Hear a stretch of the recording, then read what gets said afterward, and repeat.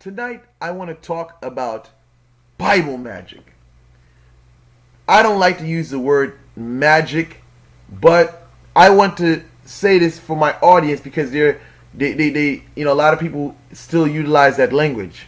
But I wouldn't call it magic.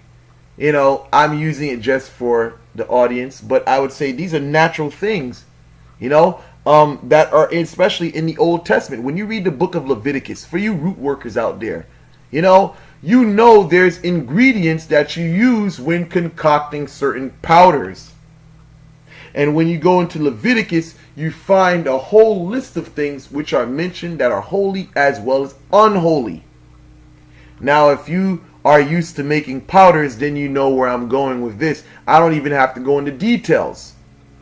So you have a whole list of ingredients which are given to you that you can do what you want to with them. You can use them as precautions, as the things that you should not come in contact with or make contact with, or you can utilize them for your own purpose. But if you read the context of the scripture, this was more of a reference to give the children of Israel guidance of what they should not come in contact with, or else it would defile them. So when you say defile them, it is as though of spiritual poisoning that occurs.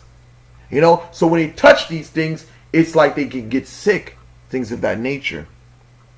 Now, this is just more of in a practical sense of working with certain items. Now I want to talk about the scripture, because there's many passages in the Old Testament which have been used. And especially in my country, a lot of people utilize the Bible in a preaching sense, but they also use it as a tool for protection against sorcery, protection against enemies.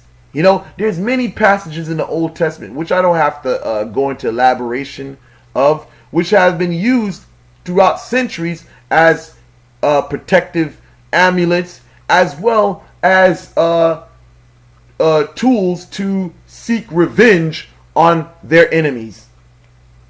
So I say this to people. I don't need to go into detail about certain things, but there's many scriptures that can be used for both positive and negative situations. But of course, I'm not here to go into detail and give out information that's for you to find on your own time. But I would definitely say the Bible is a very wonderful book. I don't have to, say, I'm not going to say that this book is perfect, and because hey, a man translated it. There's a whole bunch of things that a person can debate about it, but what I do know is that there is very valuable pieces within this book that can be used in a practical sense to better your lives. I'll just keep it as that. So, with that said, I know this video is very short. I just want to touch on that. Thank you guys for watching.